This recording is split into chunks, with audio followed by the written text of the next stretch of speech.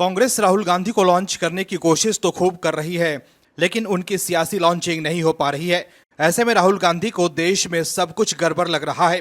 लेकिन CJI D Y Chandrachud ने जो कहा है, उससे राहुल गांधी के लिए बोलना मुश्किल हो गया है। दर्शकों, कांग्रेस नेता राहुल गांधी की आदत है कि वो अपनी असफलता को छुपाने के लिए देश की संवैधानिक संस्थाओं पर सवाल उठाकर उन्हें बदनाम करने का काम करते हैं। राहुल गांधी की पार्टी की जहां सरकार है, वहां तो दलितों, शोषितों और वंचितों का फंड तो खा लिया जाता है।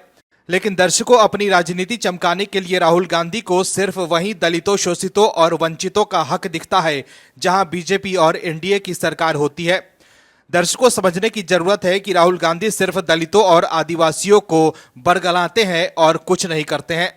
दर्शकों, समझने की जरूरत यह भी है कि कांग्रेस देश के हर प्रदेश में शुरुआती समय से तो शासन कर ही रही है, फिर भी वहां किसी एक समुदाय की हालत ऐसी है तो कहीं ना कहीं कांग्रेस ने लोगों को ठगने का काम किया है। लेकिन राहुल गांधी कह रहे हैं कि ये बीजेपी आदिवासियों को छल रही है। बताते हैं खबर विस्तार से। जानने के लिए जुड़े रहिए हमारे साथ अंत तक। दरअसल कांग्रेस नेता राहुल गांधी ने कहा है कि हम आरक्षण पर 50% की सीमा भी हटा देंगे। हमें ऐसा करने से कोई ताकत नहीं रोक सकती है। वहीं राहुल गांधी ने निर्वाचन आयोग को लेकर भी बीजेपी पर बड़ा आरोप लगाया है। राहुल गांधी ने कहा है कि बीजेपी चुनाव आयोग के साथ सीबीआई, ईडी, आयकर विभाग और नौकरशाही को नियंत्रित करती है। जाति जनगणना सामाजिक एक्सरे का जरिया है। इसका प्रधानमंत्री मोदी ने विरोध किया है। राहुल गांधी ने सवाल किया है कि संविधान की रक्षा कौन सी संस्थाएं करती है? मीडिया करती है। मीडिया ऐसा नहीं करती है। चुनाव आयोग इसकी रक्षा करता है? नहीं, चुनाव आयोग भी संविधान की रक्षा नहीं करता। ब्यूरोक्रेसी, सीबीआई, ईडी और आयकर विभाग इसकी रक्षा करते हैं? नहीं, इन सभी संस्थाओं को बीजेपी ने कंट्रोल कर लिया है। राहुल गांधी ने आगे कहा कि सच्चाई यह है कि धन बीजेपी के पास, संस्थाएं, मीडिया, ईडी, सीबीआई, आईटी, सब कुछ उनके पास है। अब आप पूछेंगे कि जब सब कुछ उनके पास है तो हमारे पास क्या है? हमारे पास सच्चाई है। हमें और कुछ नहीं चाहिए, क्योंकि जब तक हमारे पास सच होगा हमें न्याय मिलेगा। राहुल गांधी ने एक बार फिर जाति जनगणना कराए जाने का मुद्दा उठाया।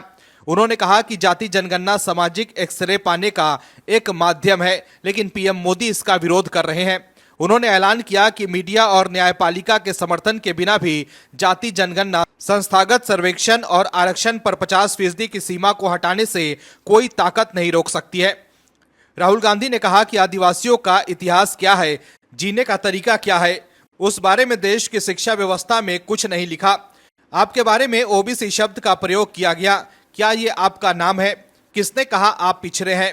आपका जो हक है वो आपको नहीं दिया जाता है। राहुल गांधी ने सवाल किया कि देश बनाने वाले किसान, मजदूर, बढ़ई, नाई, मोची का इतिहास कहाँ है? हमारी शिक्षा प्रणाली हमें मूल निवासियों के बारे में सिखाने में विफल रही है। दर्शकों, हरियाणा के दलितों ने तो कांग्रेस को उसका सही स्थान दिखा दिया है, क्योंकि वो समझ गए थे कि कांग्रेस ने उन्हें धोखा ही दिया है। दर्शकों, आजादी के बाद से लेकर 2014 तक देश पर 60 सालों तक कांग्रेस ने राज किया है। ऐसे में कहीं ना कहीं राहुल गांधी कांग्रेस की ही पोल खोल रहे हैं।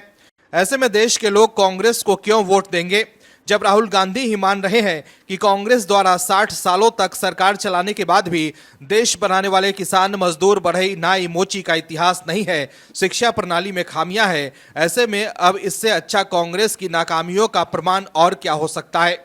दर्शकों, ऐसा लगता है कि राहुल गांधी भूल गए हैं कि कांग्रेस ने ही इस देश पर सबसे ज्यादा राज किया है। ऐसे में आज जो लोग मुख्य धारा से नहीं जुड़ पाए हैं, उसके लिए सबसे ज्यादा जिम्मेदार कांग्रेस ही है। वहीं महाराष्ट्र और हरियाणा चुनाव से पहले राहुल गांधी जिस तरह से चुनाव आयोग और संवैधानिक संस्थाओं पर सवाल उठा रहे हैं, उससे साफ है कि राहुल गांधी को लग रहा है कि वो महाराष्ट्र और हरियाणा में भी हार सकते हैं। यही वजह है कि वो अभी से ही हार के बाद के लिए बहाने ढूंढ रहे हैं। वहीं विपक्ष द्वारा इन्हीं बयानों के बाद सीजेआई डीवाई चंद्रचूड़ ने कहा है कि अब जनता की अदालत होने का मतलब ये नहीं है कि हम संसद में विपक्ष की भूमिका निभाएं। दर्शकों, विपक्ष के कई नेता सुप्रीम कोर्ट पर भी सवाल उठा देते हैं।